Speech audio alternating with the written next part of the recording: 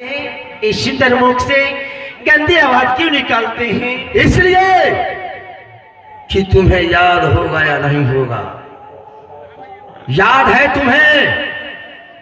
क्या चीज की याद? मोरंग में टीका मेरे ऊपर चढ़ा था।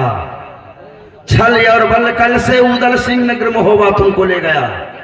उस टाइम में तनिक भी दया तुम्हें नहीं आया कि मैं अपना पति किसी को स्वीकार किया हूं और किसी ने मेरा डोली लेकर के जा रहा है। उस समय अगर तुम्हें तनिक भी हृदय में दर्द हुआ होता तो आज यह दिन तुम्हें देखना नहीं पड़ता। क्या कहते हैं? अब उस समय की चिंता भूल जाइए। इस समय मेरे प्राणनाथ राजमहोबा से चढ़ के मोरंग में आए, खुद डोली फना के मुझे मोरंग से राजमहोबा में ले गए। वो बात छोड़ो, इसके डर से राज मोरंग से भागे राज उसीरी में। वो बात छोड़ो, अपने आप को मेरे हवाले कर दो। इसी में तुम्हारी गुंजाइश है। क्या अब इसलिए आए हैं जंगल में? हाँ हाँ। क्या भूला कि डोली लेने क्या हाँ। आए हैं उसी में ले जाने के लिए?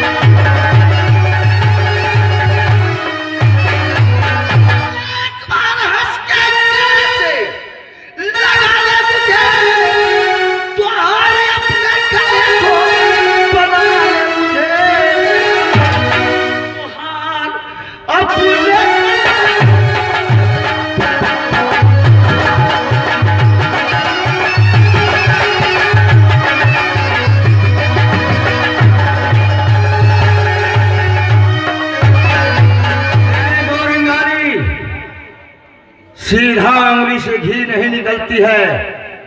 तू मेघा सिंह टेढ़ी करना बहुत अच्छी तरह जानता है। अपने आप को मेरे हवाले कर, नहीं तो याद रख उठा कर ले जाऊंगा मैं तुमको उसरी में। कोई ना पहचाने तुमको,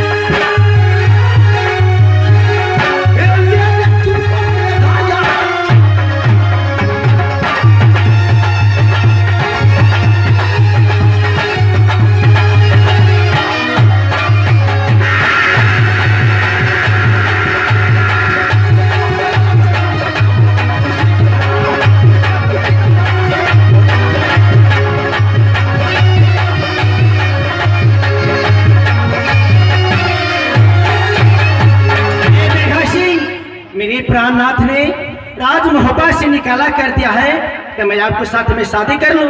हाँ, आपको बहुत शादी करने का शौक है। रे बहिनी से शादी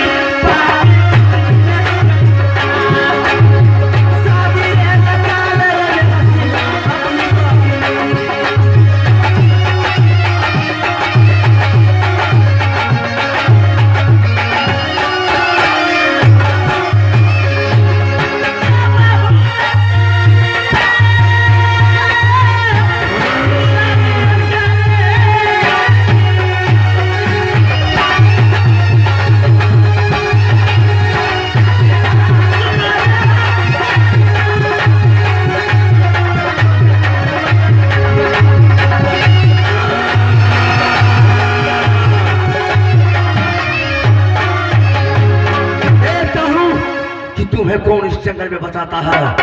ये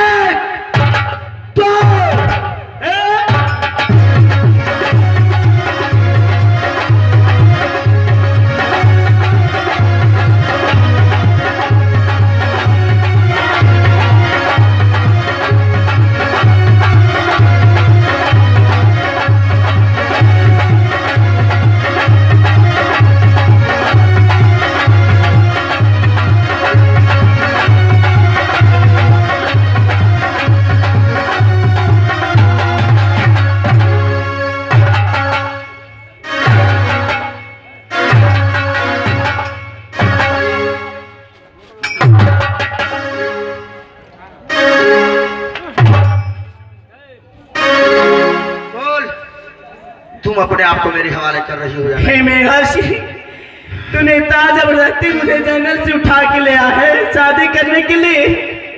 मैं कभी शादी नहीं कर सकती हूँ। चाहे जाना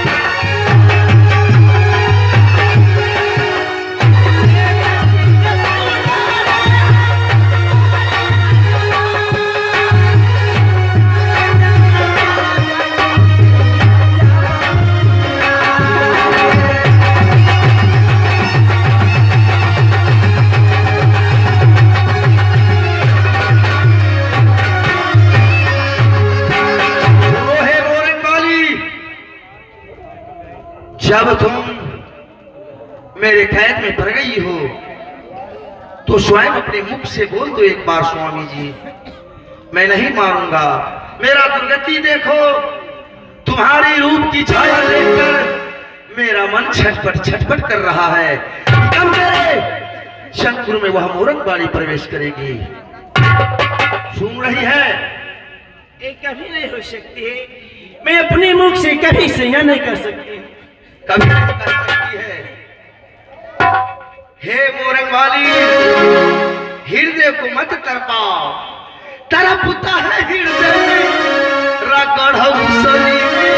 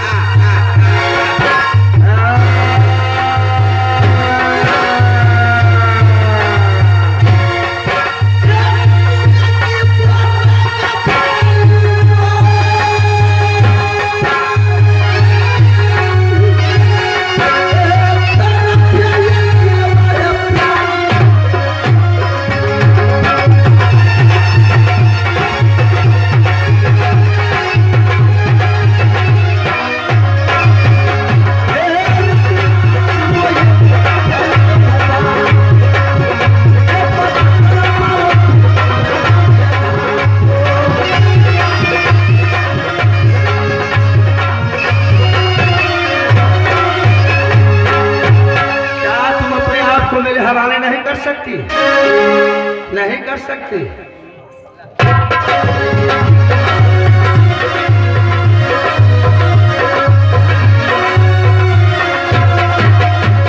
अपने आप को हवाला नहीं करेगी, नहीं करेगी।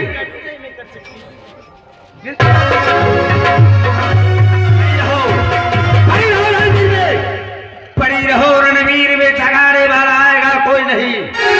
आएगा शमशेर मेघा तो उठाने वाला।